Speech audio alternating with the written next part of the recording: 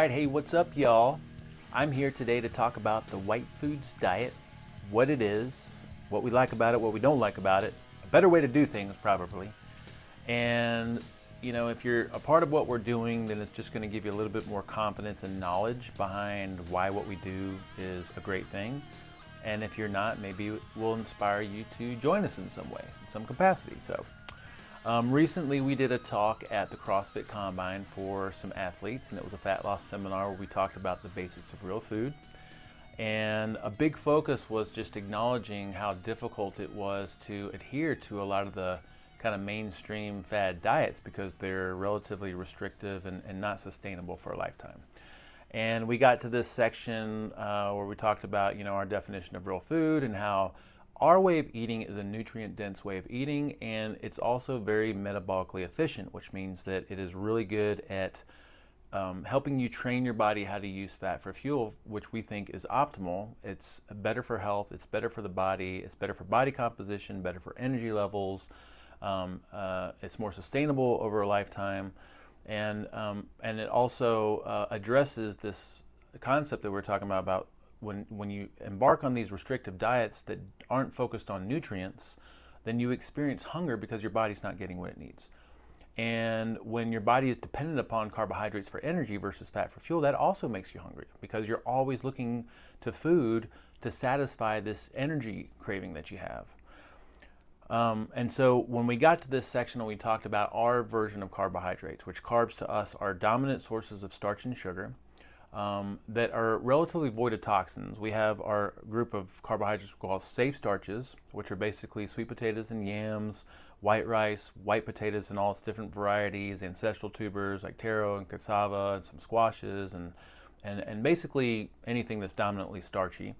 And then also fruits, and then we can throw in there things like honey that are sweet and dark chocolate and some of our indulgences, right?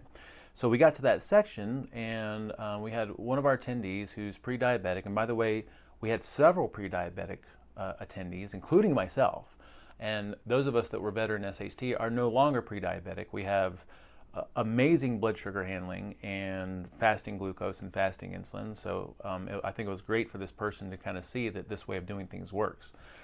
So anyway, we got to our little section about that, and we were talking about our strategy around carbohydrates and how we want to make sure they're coming from real food sources in smaller amounts because this allows you to have your carbs and have the sanity that comes with having carbohydrates, but have them in such small amounts that you're forcing the body to create energy from fat in other places. This contributes to what we call metabolic flexibility, which is this ability for the body to be able to use fat and glucose very easily. Moves us in this direction of metabolic efficiency, which is the body having this preference for fat for fuel, which is where all the magic happens, and this over the long term contributes to metabolic health. And metabolic health is the absence of metabolic syndrome, which includes blood sugar handling, like not having diabetes or prediabetes, or at least moving yourself in the direction of improving that. So the question that came up when we got to our part about carbohydrates, because we advocate white rice as one of our safe starches, white potatoes as one of our safe starches, this person said, well, I thought that white foods were bad. I was told not to eat white foods, to replace them with better foods, and to keep my carbs under 130 grams per day. And now I'm really confused, and I'm assuming that he probably heard this from a medical professional, maybe a registered dietitian, I'm not sure. But we had some really good discussion that came out of that, and that's what I want to talk about today. So first, let's talk about what white foods is, or white foods diet. Okay, if you look this up, there's a book written on it. There's plenty of information on the internet. Basically, I think the intention behind it's good. I think it almost sounds like it makes logical sense. What we're trying to do here is eliminate the white refined carbohydrates and replace them with something that's a little bit more whole or holistic or something along those lines, less damaging, okay? So instead of white bread, you'd opt for whole wheat or whole grain bread. Instead of white pasta, and when we say white pasta, we really mean like bleached flour, like white flour that's still from wheat, but it'd be white pasta, you'd opt for whole wheat pasta or whole grain pasta. Instead of white rice, you'd opt for brown rice. Instead of white sugar, you'd opt for fruit. Instead of white potatoes, you'd opt for vegetables. And somehow in here they throw in avoiding salt because it's white, and also animal fats. A lot of animal fats, when they solidify at room temperature, they become white looking, okay? Well, so does coconut oil. But anyway, So this is why we're here as the SHT. This is what we do. We clarify the confusion and we bring confidence and clarity to people that we work with. There's so much information and misinformation out there about what people are supposed to do. I can just imagine as someone's listening to this person like myself who has 10 years of experience and has worked with a lot of people and is hearing this information that this person wants to believe, and at the same time, every time they talk to someone else out there, medical community, personal trainers, friends, acquaintances, listening to guidelines from different organizations, like it's like, how do you know what to believe? There's so many different diets out there and different ways to do things. And this is why we're here. We're trying to clarify the confusion, but this is what we're up against, okay? We believe that, and this is what we said in this seminar, that nutrition, real food nutrition should not be restrictive or extreme or leave you hungry or neurotic, or be seen as a temporary thing to hit some kind of a health marker or body composition marker and then you kind of fall back or fall off of it. And we also think it should not be not natural, okay? What real food nutrition should be is easy and gentle and flexible, enjoyable, flexible, adaptive to your modern lifestyle, livable in your modern lifestyle, intuitive, and then also sustainable for a lifetime. And that's what we have to offer. And one of the big points that we drove home at this meeting was it is possible to lose weight and feel great with something that is sustainable, that's easy to do, and that's not stressful. And again, that's what we have to offer. So what you want is a framework that works, that gives you results, and that makes sense. So first, let's talk about blood sugar and insulin, because that's really at the heart of this white foods thing. Again, I think the intention is behind it is good, and it almost sounds like it makes logical sense. So every time you eat, you secrete insulin. It doesn't matter what it is. If you eat carbs, obviously, you're going to have a bigger secretion of insulin. But if you're not familiar with this whole process, when you eat food, insulin is secreted, and insulin, in the presence of insulin, your body is storing nutrients and storing energy, using energy and using nutrients. And so in the presence of insulin, if our goal is to teach the body how to use ultimately body fat for fuel, or excess body fat for fuel, then in the presence of insulin, it's not able to do that. Now, insulin is necessary. We have to eat food. We want to eat food, but we just have to understand that when we're eating, when we have insulin in the bloodstream, we are not using fat for fuel. It's impossible. So in the presence of insulin, we're not burning fat for fuel. And different macro foods contribute to insulin in different ways, right? So fat has a very minimal impact on insulin levels. Protein, you get a little bit more of a secretion. Carbohydrates, you get the highest secretion. And refined carbohydrates would be the largest secretion, the biggest impact on blood sugar levels. So a couple of things, terms to throw out there. Glycemic index is a measure of the potential for impacting blood sugar levels of a specific food. And then glycemic load would be something that might be a little bit more accurate because it takes into account a standard serving size for that specific food. But both have been used in the food realms, and I think this is interesting to look at because it's going to give us some insight about the recommendations of the white foods diet. So we've got some ranges here for the glycemic index and the glycemic load. So the glycemic index of some common foods, I've got carrots here as a reference. They've got some sugar in them, but they're obviously they don't have they have minimal impact on blood sugar levels because they're a whole food, they're a vegetable. For a standard serving size, you're not getting a lot of the sugar that's in the carrot. But then we have things here like white bread and wheat bread. Now, what's important here is not the absolute number and not whether it's in the medium or high category, although that's interesting. It's really about the relative numbers of these recommendations. So if the recommendation is to avoid white bread because of what it does for blood sugar handling and insulin, and instead use wheat bread, we can see here that there's not much of a difference as far as the potential impact on blood sugar levels. And same thing with white rice versus brown rice. I mean, it's slightly better, but not that much. Wheat spaghetti versus whole wheat spaghetti or whole grain spaghetti. Obviously, sugar is going to be relatively high in white potatoes, but again, it's not about the absolute numbers here. It's about the relative numbers of the recommendations that they're making as alternatives to the white foods. So a big takeaway here is that from a glycemic index standpoint, there's almost no difference in these recommendations. From a glycemic load standpoint, which might be a little bit more accurate of a measure of the potential impact on blood sugar levels because it accounts for a standard serving size, we'll see here That again, white bread versus wheat bread. Wheat bread is slightly better, but not that much better. Brown rice is better, not that much better. Whole wheat spaghetti is better, but not that much better. So the point here is that from a blood sugar handling standpoint, white versus wheat, white versus whole grain doesn't make that much of a difference, okay? And when it comes to blood sugar handling anyway, this is not the things and the information that we need to look at.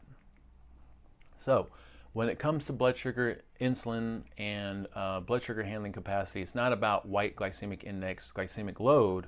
It's really about, and we're talking about carbs here, it's about the source, which you could also equate to toxicity level, the amount, and the frequency. And I want to touch on each of those. So let's talk a little bit about what causes insulin resistance in diabetes. So insulin resistance, if you're not familiar with it, we've already talked about what insulin does. It's when the cells of the body don't respond properly to the hormone insulin. And it is the driving factor behind a lot of chronic degenerative disease.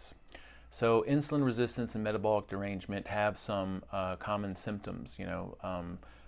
Metabolic syndrome, if you haven't heard of that, it's a cluster of symptoms that include things like being overweight, having high blood sugar levels, or being pre-diabetic or diabetic, having high blood pressures, maybe some other inflammatory markers like C-reactive protein, and then from a lipid panel standpoint, having high triglycerides and a low HDL, okay? Those things clustered together is metabolic syndrome, and insulin resistance is what is behind metabolic syndrome and any one of these symptoms, okay? So what contributes to these things? Well, first of all, when it comes to a food perspective, the type of foods that contribute to it, we've already talked about the things that have the biggest impact on insulin are going to be carbohydrates, and especially refined carbohydrates. But that's not all, because for the longest time we used to think that diabetes and some of these modern diseases of civilization were highly attributed to like refined carbohydrates. And what we know now is that a big part of this is the industrial seed oils, the highly processed oils, the things like margarine, Crisco, soybean oil, canola oil, corn oil, vegetable oil, safflower oil, sunflower oil, rice bran oil. These things are things that are unnatural to the body. They're very high in omega-6 fats, which throw off the balance of fatty acids in the body. And the body takes these fats up, it builds itself with them, and then it inhibits the body's ability to use fat for fuel. And what that does is it clogs up the energy creation machinery in the cells. And that makes a person even more dependent upon carbohydrates for fuel, because that person can't burn fat for fuel. So from a food perspective, the worst things that we can consume that contribute to insulin resistance are going to be carbohydrates, and especially refined carbohydrates and these toxic industrial seed oils.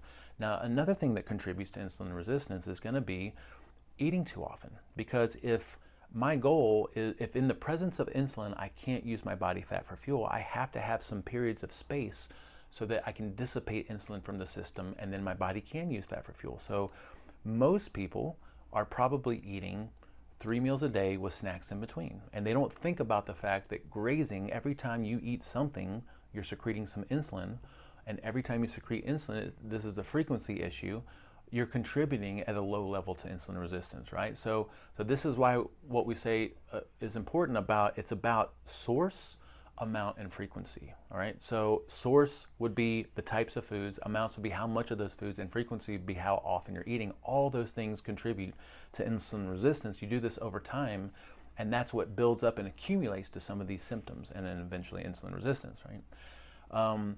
Sugar consumption in the U.S. in the early 1800s was, pretty minimal. I can't remember. I think it may be about 2-3 pounds per person, per capita, per person per year. If we look at modern date statistics, we're looking at about 130 to 140 pounds of sugar per person per year, per man, woman, and child per year, which is just crazy to think about. And there's some people like myself and others that aren't consuming that much, so someone's consuming more than that, And if we look at, I don't know how to term this, normal people carbs that aren't into this ancestral health realm, the dietary recommendations we get from places like the USDA recommend that we have a significant part of our diet made up of carbohydrates, which equates to, for most people, around 200 grams plus, sometimes over 300 grams of carbohydrates in a day. I've got some example foods here in meals. A lot of people think that orange juice and oatmeal and a banana is healthy for breakfast. I mean, most people are probably consuming 50 to 100 grams of net carbs per meal.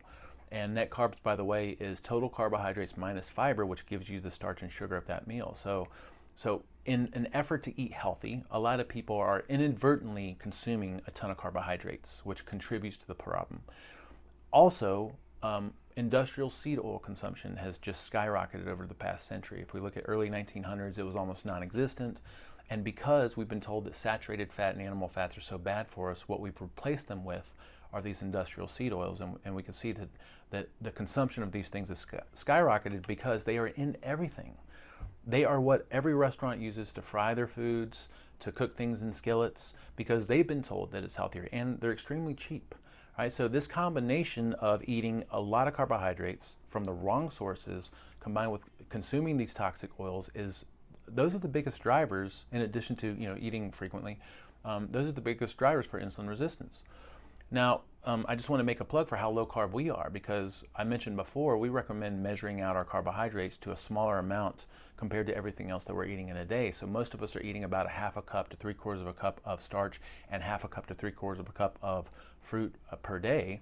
And so that equates to, if we look at a half a cup of any of our safe starches and or fruits, we're less than 25 grams of net carbs in most situations. And so a typical person in the SHT community consuming, based on these guidelines, consuming carbohydrates, is going to be consuming less than 100 grams of net carbs, compared to the recommendations that we receive from these other organizations, which is usually above 200 grams of net carbs plus. And so we would say that even though we don't measure the amount of net carbs that we consume in our meals, we don't like to be neurotic, we like to be easy and fun and cool about everything. We'd say that under 100 grams of net carbs most days is this realm of effortless weight loss. And under 50 grams is going to be considered low carb, almost ketogenic, right? And we're always hovering around that 50 gram, a little bit higher than that, just by eating real food and moderating the amounts. Right, so again, our strategy with carbs is from real food sources in smaller amounts, and this starts to undo some of the problems that we see with some of these other recommendations. So now let's talk just a little bit about space. Again, what contributes to insulin resistance and these different symptoms is the wrong type of foods, and then it's the frequency of these foods, because every time we consume food, we're secreting some insulin. Frequency of meals in mid-1900s, most people 2 or 3 meals in a day, because of the recommendations that we've had from all these different organizations, which, by the way, do not have an expertise in nutrition, are recommending 5, 6, 7, 8 meals in a day.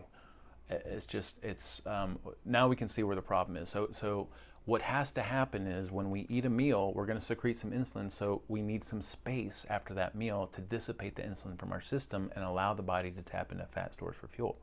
So we need this ebb and flow of meal and space, and meal and space. And for most of us, that works out to 2 or 3 meals in a day with no snacking. And that's enough space for the body to be able to tap into fat stores for fuel. But if I'm eating every 2 or 3 hours, if I'm grazing all day and snacking, even if it's healthy snacks, if I've got a bag of almonds laying around and I've got my little pre-planned snacks and my meal prep, and even if it's healthy food, it doesn't take away from the fact that you're still secreting insulin every time you consume food. So what we prefer is for the body to tap into body fat stores for fuel. It's a little bit more challenging than using some immediate glycogen that's available in the liver, sometimes in the muscles. And so to train the body how to use fat for fuel, insulin is the gatekeeper for the body fat stores. We can do a couple of things, and that is basically reduce or restrict our carbohydrates, eliminate the toxic fats and oils, and replace those with healthy fats so the body learns how to use a healthy dietary fat for fuel.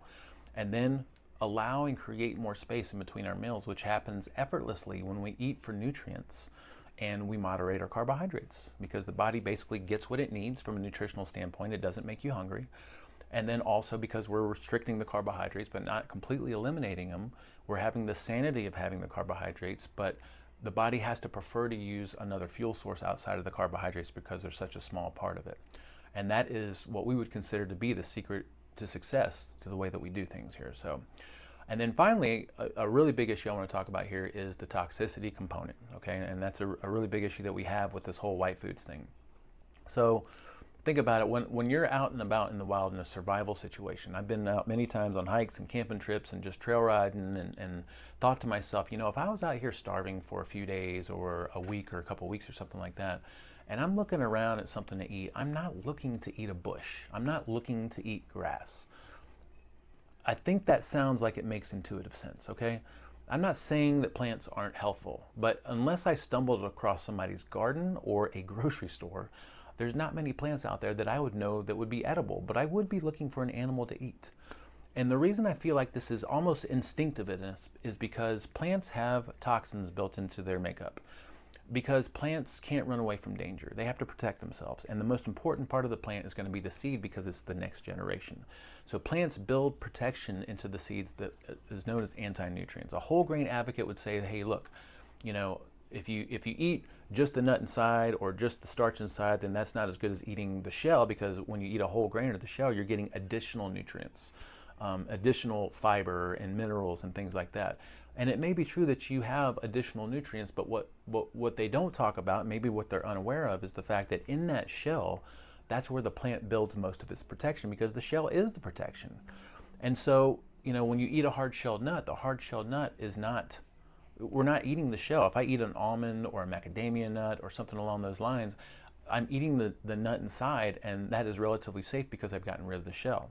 When we eat legumes, we don't eat the pod, we eat the legume that's inside, and we need to soak those legumes overnight to make them more nutritious and to get the plant to reduce the toxicity levels of what's inside, the toxins that are inside the seed. Now, when we consume whole grains, by definition, we're consuming the shell, and we think the shell is the most toxic part of the plant.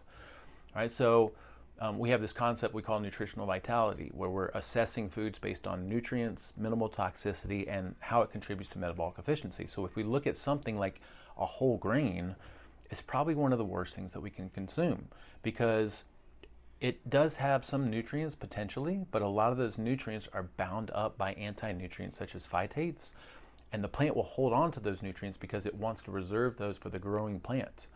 Also, we have a very high toxicity level because, like I said, the plant will build anti-nutrients into these seeds to discourage mammals from consuming these seeds. So there's things like prolamines and saponins and enzyme inhibitors. And you know, you think about something that's really well known, relatively infamous, and that's gluten. Gluten is an anti-nutrient associated with wheat, and every human being responds to gluten in a negative way, whether they exhibit symptoms or not. Every seed has its own version of gluten, it just may not be gluten, right? So there's a moderate level of toxicity in whole grains, and then they don't contribute to metabolic efficiency at all because they're relatively high in carbohydrates. And as we've seen before, they're not much better than the white versions, the highly processed versions of those things. So then the question is, why would someone see some benefit or results from avoiding white foods or following something like a white foods diet? Well, I would say it's probably because there are a couple of recommendations in there that are pretty solid. So if I go from avoiding sugar at all costs and replace that with fruit, that's a big win. If I avoid white potatoes, which we don't think there's anything wrong with white potatoes, but if I avoid white potatoes and replace that with vegetables, that's going to be a big win from a blood sugar handling and insulin sensitivity standpoint. And then also, typically, if someone's trying to do something like a white foods diet or trying to avoid white foods, they're probably doing a lot of other things that are beneficial for their health. So it may not be that they're consuming brown versus white rice or whole grain versus non-whole grain.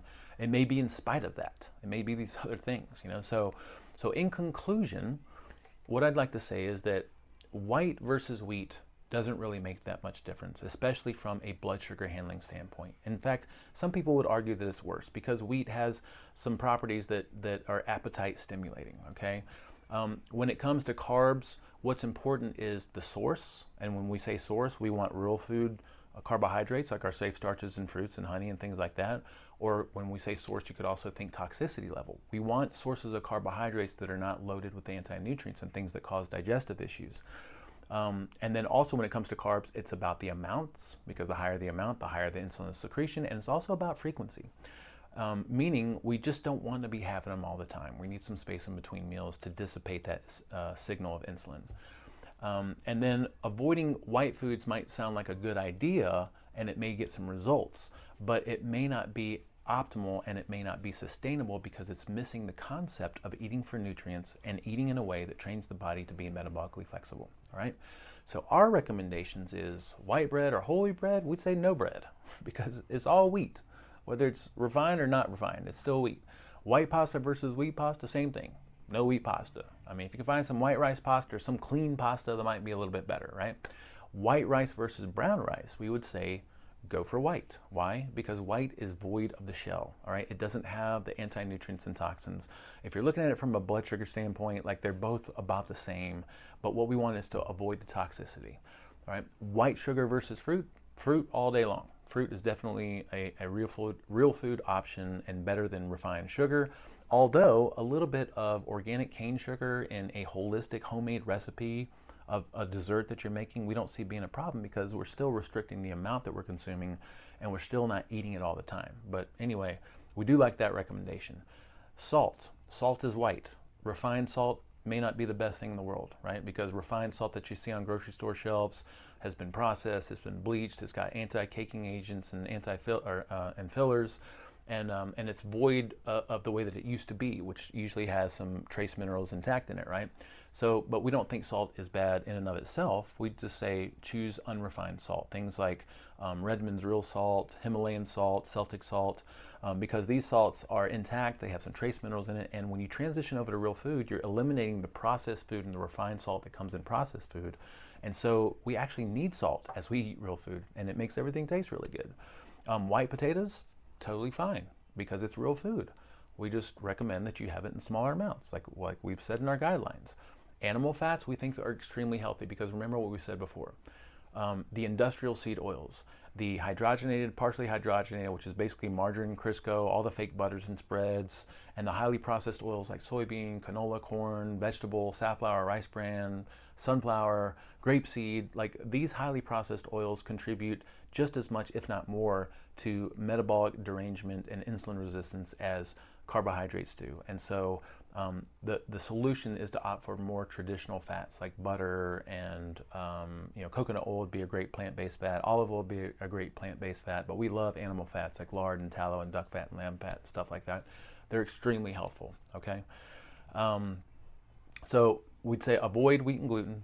We'd say use unrefined salt, use clean sources of carbs, and yes, embrace traditional fats and animal fats. Big picture, what we're trying to do in our community is eat real food, be strategic with our carbs based on everything that we've talked about here today, and allow periods of space and periods of not eating so that the body can learn how to tap into its own fat stores for fuel, okay? So I hope that's useful. Make sure that you're following us on social media. We usually put out useful information at least every day or every couple of days. SuperHuman Transformation and Paul C. Turina is my personal account. And then also, if you're not a part of our newsletter, we usually put out really useful information on our newsletter at least once a week, usually twice a week. You can go to superhumantransformation.com, scan this QR code, and you'll be added to our newsletter. And we don't do anything that's spammy except sell our own stuff. So when we have an announcement for a seminar coming up or a workshop or some deals on something in our community, then we'll put that out there. And the best thing that you could do for yourself, if you're not already a part of it, is join our community at community.superhumantransformation.com, because this is a place of education with the right information, vetted information based on 10 years of experience. And it's a place of putting that stuff into practice through experience and experiments, and it's a place of support because there's amazing people in there. It's our own social media platform. In this platform, we have a monthly theme. In that monthly theme, we usually have a seminar or two that is live, exclusive for our people. And then we record that seminar and then upload it as a course into the community so it becomes timeless. And then also we have new member highlights where we introduce new people that join every week. And then we also have recipes, a huge, tremendous recipe index, which is really, really awesome. And then we have posts, motivational posts, inspirational posts, recipe posts, like all kinds of contribution from our members most days. And then at least a couple times a week, we do questions and polls where we get people engaged with each other and talking so they get to know each other. So those questions and polls are awesome. We love that place and we'd love to see you in there, okay? So hope this information was useful. If you have questions, comments, feedback, even snide remarks, send it our way. Text us 702-546-6098. Email us support@superhumantransformation.com, and we hope to see you in our community.